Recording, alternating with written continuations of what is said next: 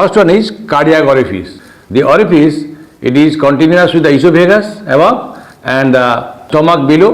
So cardiac orifice, it is close to the heart, so it is called the cardiac orifice.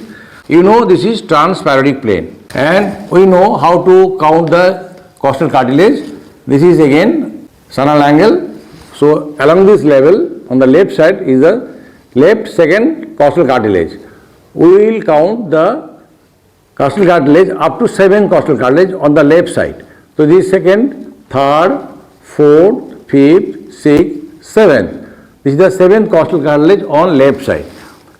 This is the midline. So I will go 2.5 centimeter away from the midline toward the left side.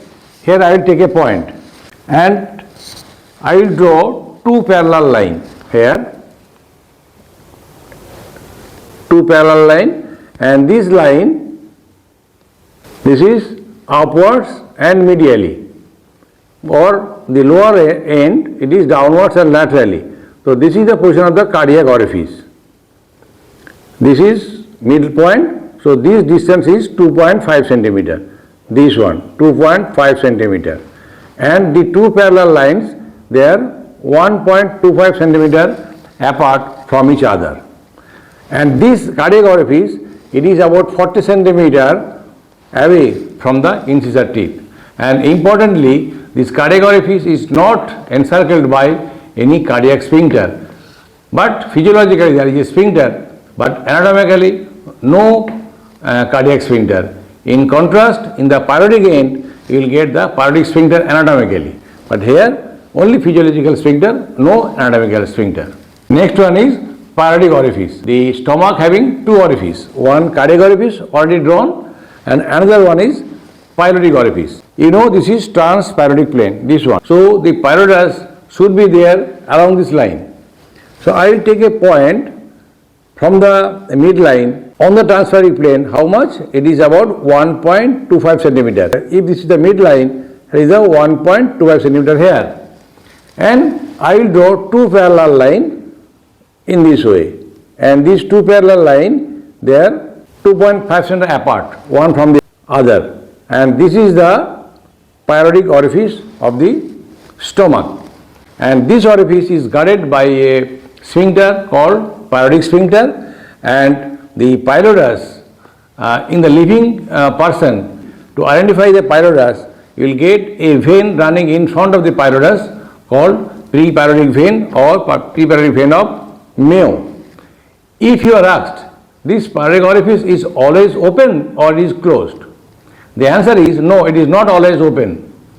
It is open only when the stomach is empty and the person is on supine posture. Next one is the fundus of the gallbladder.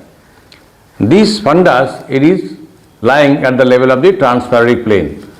This is transparodic plane, and here is the rectus abdominis muscle here. So we will take a point, right lateral line and the lateral border of the rectus abdominis. This is the junction on the transparodic plane. So here we will draw the gallbladder in this way. That means the fundus of the gallbladder lies at the junction of the right lateral plane and lateral margin of the rectus abdominis muscle. And the fundus, it is projecting downwards, forwards and to the right side. The question may be asked, which part of the gallbladder is called the fundus? The answer is the part of the gallbladder or the expanded part of the gallbladder which is projecting beyond the inferior border of the liver is the fundus. What are the other parts of the gallbladder? Fundus, then body, then neck. And the capacity of the gallbladder is about 30 to 50 ml. And the main function of the gallbladder is to concentrate the bile. And the fundus, it is covered by peritoneum on all sides, but the body and the neck, it is covered by peritoneum on the inferior surface only, but the part of the gallbladder which is facing towards the liver, it is non-peritoneal. But fundus, it is peritonized on its all sides because it is beyond the inferior border of the liver. And other question may be asked, can you name any other organs of the abdomen which are having the fundus? Yes, there is fundus of the stomach, then fundus of the urinary bladder, fundus of the uterus, and also this is the fundus of the gallbladder. The next point is for base of the appendix or appendicular orifice. You know the appendix, it is extending downwards and medially from the cecum or posteromedial part of the cecum. This line is the transtubercular line. This is transcrystal line. This is right lateral line. So take a point from the junction of the right lateral line and the transtubercular line 2 centimeter below here. Here is the point. This point is the point for base of the appendix or appendicular orifice. You know the large gut, the ascending colon, transverse colon and descending colon all having 3 tinea or tinea coli. The 3 tinea coli converge up to the base of the appendix. So, to identify the base of the appendix, we will see the tinea where it is converging up to the base or not. All the 3 tinea converge to the base. So, we can identify the base of the appendix. And the appendix also called the abdominal tonsil because the wall or submucous coat of the appendix having so many lymphoid follicles, so it is called the abdominal tonsil. But it is a blind tube, so chance of inflammation is there, which is called appendicitis, and it is supplied by an end artery, and that artery is called the appendicular artery, which is a branch of the ileocholic artery. It is an end artery. So it is an end artery and it is a blind tube, and the orifice is maybe blocked by fecalith, so there is every chance of getting inflammation of this structure, which is called appendicitis. Next point is McBurney's point. How to draw it? We will first feel the iliac crest here, then proceed anteriorly. The anteriormost end of the iliac crest is the anterosuperior iliac spine, is here. This is umbilicus. So I will draw a line extending from the umbilicus to the anterior iliac spine of right side. So it is called right spino-umbilical line, not left side. And we will divide the line into 3 parts. 1/3, 1/3, 1/3. That means medial 2/3 and lateral 1/3. This is 2/3 of this right spino-umbilical line. This is lateral 1/3 of the right spino-umbilical line. This point is the McBurney's point. What is the importance of this point? If we press on this point, there will be maximum tenderness during appendicitis. Next point is origin of celiac trunk. This is transparodic plane and this is midline. So I will take a point about ½ inch above the transparodic plane and slightly left to the midline.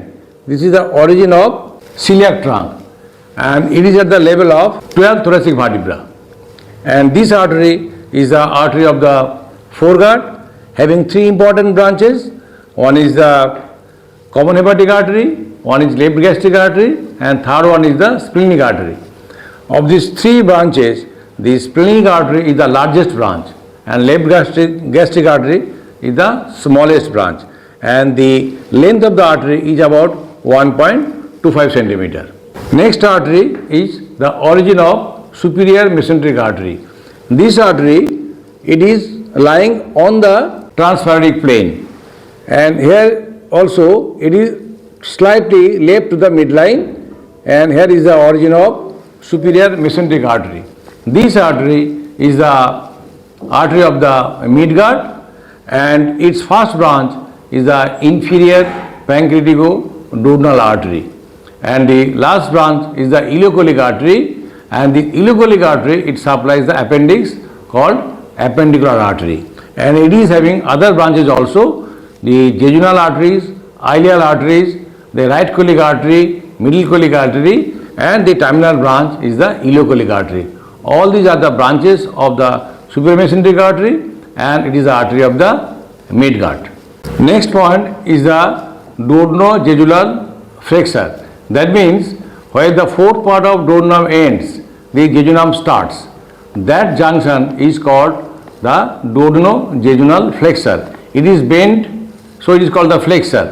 and it lies at the level of the transthoracic plane about 2.5 centimeter lateral to the midline. Here is the duodenojejunal flexure, and this flexure it bend like so. This flexure is maintained by ligament called ligament of Treves or suspensory ligament of duodenum, which is a fibromuscular band developed from the superior retention band of the primitive gut, and this flexure it is continuous with the jejunum, then ileum, then rest part of the intestine.